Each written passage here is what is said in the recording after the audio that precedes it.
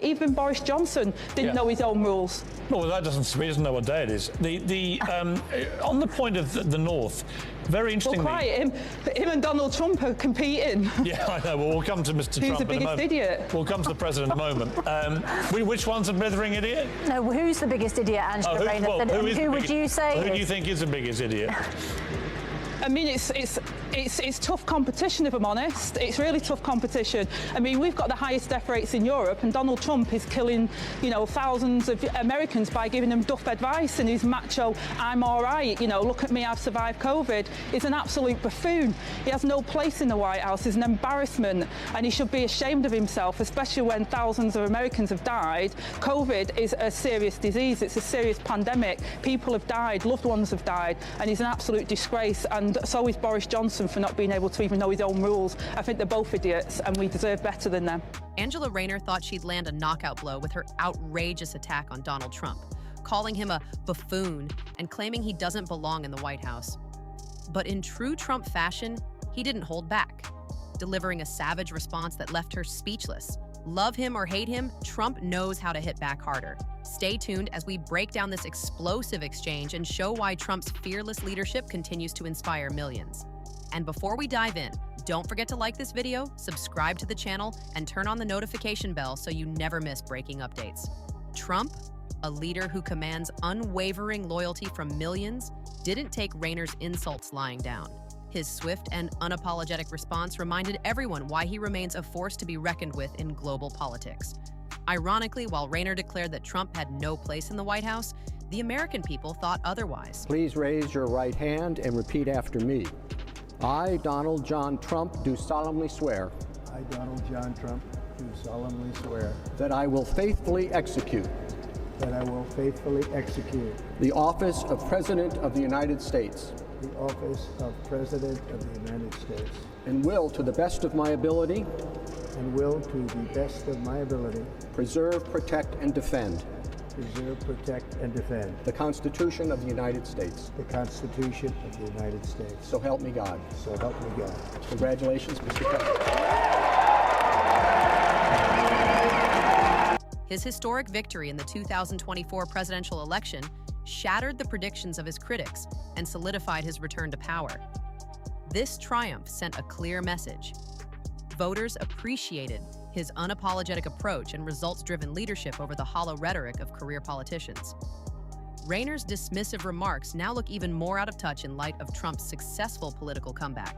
Our economy is worse as a result of 6 years of austerity, and now you're saying all of a sudden we can spend money. No, hold on. And that's wrong because you're spending it. You're just off now. No, I'm let not me bring just you off, back Andrew, to let me bring you back to the question. Look, you think there may be an election coming up, so you need to get your policies right. What would the capital gains tax be under a Labour government, and how much would that raise compared to now? But I've told you, Andrew, what our priority is. It's about how we invest in our public services. No, I'm asking you how you would raise the money. How much money would you recoup? Excuse me, it's important you ask the questions because people... Is Rayner in any position to criticize?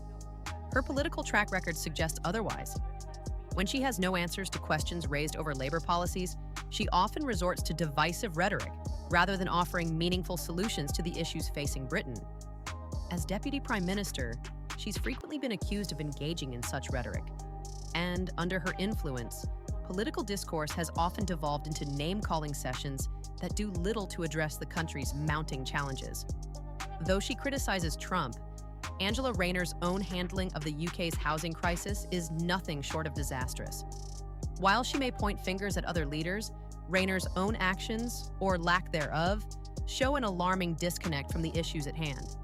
Her refusal to engage with the hard truths about immigration and housing exposes her inability to lead effectively in times of crisis. Because we're the 2.5 million immigrants that are in Rachel Reeves' budget figures going to turn up? Where are they going to live? Well, there's plenty of housing in the UK, but the houses, especially hang on. You can't, on the one hand, say we've got to build this 1.5 million houses, and then say there's plenty of housing already. There is plenty of housing, Trevor, already, but there's not enough for the people that desperately need it. So the homes, especially under our affordable homes programme, which is social and affordable housing, they will be there for people who desperately need them, local people. We've already outlined how we're going to support veterans and people who are fleeing domestic violence. Okay. Councils need homes for people that are on the waiting list. I've already announced changes to the right to buy, making sure they but this doesn't quite make sense. So that we can deliver the houses they desperately need. Deputy Prime Minister, it doesn't quite make sense. You start the interview by telling me that there's a housing crisis. When I remind you that you have said yourselves as a government, we're going to need 2.5 million migrants. Some of them, by the way, people are going to build the houses. Suddenly, there's a lot of housing. Where are these people going to go? Well, Trevor, first of all, when you say about building as well, the previous government did use migrant labour far too much. Rayner's claims that the UK has enough housing to meet demand, while simultaneously doubling down on Labour's plan to build 1.5 million new homes, highlight a fundamental contradiction. If the current stock is sufficient, why the need for new developments? Her inability to explain this contradiction leaves the public confused and frustrated. Rather than offering clear, practical solutions, Rayner resorts to vague platitudes and deflections, even dodging critical questions about the repurposing of properties originally meant for the homeless. What's worse, Rayner has failed to acknowledge the real impact of Labour's policies. Under her watch, thousands of new immigrants have arrived, further exacerbating the already dire housing shortage.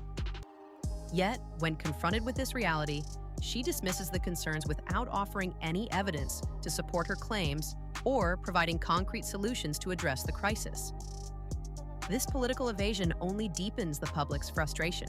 Yeah. Well, we have a housing crisis. Plenty of houses, plenty of homes in this country, but we have a housing shortage. Which is it, Angela? You're going to have to make your mind up.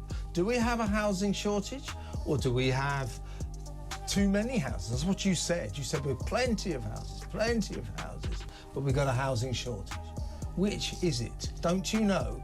And don't you think, Russell, that she should get a better answer for Trevor Phillips's excellent point? Said if you crunch the numbers, 5 out of every 7 of these alleged new homes that the government's going to build will go to migrants. Yeah. She didn't have an answer for that. So that she's completely painted into a corner here on the basis that, as we said earlier, Rachel Reeves' own budget said that we will see over 2 million migrants come into this country, net, so more, but obviously some will leave, before 2029. So if Angela Rayner manages to get someone to build the 1.5 million houses that they promised as a potential government in order to be elected government, then almost the entirety of those homes, because there's about 2.5.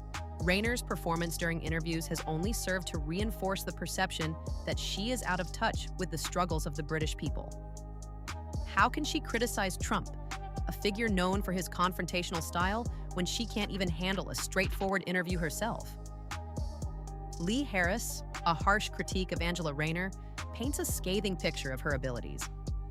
According to Harris, she lacks the intellectual capacity even to lie convincingly, which raises serious concerns about her competence. His assessment suggests that Rayner is completely out of her depth, struggling to think on her feet, and seemingly clueless in her role. Angela Rayner she hasn't got the intellectual capacity. I'm sure she's a lovely person, but she just hasn't got the intellectual capacity to keep kind of telling fibs correctly. You know, if you're going to, all politicians lie, all politicians embellish, but you've got to have a certain amount of intelligence to make sure that those lies and embellishments all kind of like fit together properly. You know, so if you're challenged about each one of them individually, you can keep that lie or embellishment going, even if it's only a kind of white lie. With Angela Rayner, she just doesn't have the capacity, the mental capacity to do that properly. So she immediately stumbles. So one of the things that really made me laugh, when pressed on real issues affecting the British public, Rayner often seems to deflect, offering vague responses that fail to address the core concerns. Instead of engaging in meaningful discussion or offering concrete solutions, she tends to speak in circles, avoiding the heart of the matter. This tactic leaves many wondering if she truly understands the gravity of the issues at hand or if she's simply avoiding accountability. For instance, take a look at her interview with Piers Morgan. where she seemed more focused on defending herself than tackling the pressing challenges Britain faces.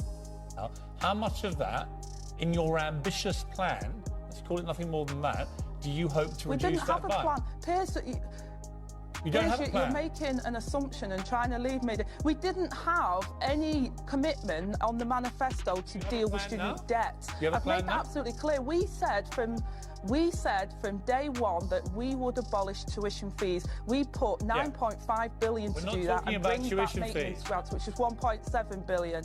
No, but Piers, this is what I'm explaining to you. No, I'm only asking a simple question. You keep answering my question with an answer. Not our commitments. Yeah, but you keep answering a completely different question. I'm only asking you how much of the 76 billion... I've answered the question. Let me try it one more time. We did not commit. Right, to avoid... We did not commit. Let me be clear. That's not the question, Angela. We did not commit to removing all of the debt. I'm not saying you did. We did not commit to that. It was not in our manifesto. So you can ask me questions about it, but that's not what we committed to. I'm actually asking you what... I'm on your programme today. I've given you an answer. Let me I wanted to talk about those parents. Let me try one. That are watching your programme today. Angela, stop talking. Concerned about childcare. Angela. Trump, on the other hand, has consistently delivered results. Despite relentless media attacks and political obstruction, he prioritized the American people's interests, proving that leadership isn't about pleasing the political establishment, but about making bold decisions that benefit the nation. His achievements speak louder than Rayner's insults ever could. Unlike the polished and scripted political elites, Trump speaks his mind. And that's exactly why so many people admire him. When Rayner tried to dismiss him as an embarrassment, she conveniently ignored the fact that Trump's policies bolstered America's economy, strengthened border security, and reshaped international trade. How many children are we talking about? How many children are talking classes in terms of class sizes over 30, and there's even some that are over 40, to be quite honest with you. There's even some that are over 40, to be quite honest with you, and there's quite a substantial... Well, there's quite a substantial amount of pupils that are... I haven't got the numbers on me, but it is quite substantial. I haven't got the numbers on me, children that are quite a substantial amount of children that are in class sizes that are over 30 now. 5 million. How many are we talking? 50 children, 5,000 children, 5 million. It's a significant number. It's not 500 or 5,000. It's a significant number. It's not 500 or 5,000. It's significant. You've said that 3 times. Do you not think it would be an idea to have a sense? In contrast to Trump's bold actions, Rayner's political career appears marked by indecision and a lack of substantive change. Her reliance on partisan rhetoric over tangible results has alienated many who are seeking real solutions to the country's issues. As she continues to clash with Trump, one has to wonder if she is merely projecting her own failures onto a leader who has made bold, impactful decisions. Many of her party's policies are, in my view, unworkable, like the 28 billion green energy pledge, which resulted in a massive U-turn. Their rush to net zero is a real turn-off, as is their raid on education, robbing Peter to pay Paul. Naive and bordering on ridiculous policies which I can't see working. Even more troubling is Rayner's stance on national security and defense, areas where her record falls short. While she criticizes global leaders like Trump, she's offered little in terms of strategic plans for Britain's security. With the world becoming increasingly volatile, her failure to put forward a strong defense policy raises serious concerns about her ability to lead in times of crisis. Unlike Trump, who took a tough stance on national security issues, Rayner's lack of clarity and direction on such matters further casts doubt on her leadership abilities. It's also worth noting the contrast between Trump's approach to international relations and Rayner's stance on global issues. Where Trump advocated for fair trade and a strong national position, Rayner seems more content to appease global elites without addressing the core needs of her own country. Her tendency to focus on ideological battles rather than the real challenges facing Britain leaves a gap that she has yet to fill with meaningful solutions. Economic activity at risk. I'm just saying, do you think you would have a rethink on it? Well, I think that there was an imbalance, and we spoke to many businesses. They've been working with us to get the Employment Rights Bill forward. Can you name a company, a few of them, that have welcomed these proposals? Well, we've worked with many of the companies. I've worked with so many of them on this. I've had many roundtables, as has the business secretary, and they've very much welcomed the work that we've been doing on making sure that people... You must be able to name a few, because I can name all the companies, the recruitment companies, Hayes, Manpower, Randstad. They've signed the letter saying this is the wrong approach. You're going to put jobs at risk. Which are the companies that have welcomed your employment rights? Well, like I say, I've spoke to many companies. We've had many roundtables with them, and we've been discussing it, and they've acknowledged that there has to be a balance and broadly welcomed it. We've made changes as opposed to, for example, on the probation periods when we listened to what business said. So we have the probation periods as well alongside the balance of rights from day one. Will you get me a list of those companies, and then we can call them and say, do you welcome Angela Rayner's proposals? At the end of the day, Rayner's criticisms of Trump may ring hollow to those who see her as part of the same establishment that has failed to deliver for the British people. As her own record continues to unravel, the question remains, can she truly offer anything different? Or is she simply another politician more focused on attacking others than solving the nation's pressing issues? Let us know in the comments below. If you found this video insightful, don't forget to subscribe and hit the notification bell for updates on similar stories. Share your thoughts in the comments below. Your voice matters in these discussions. See you next time.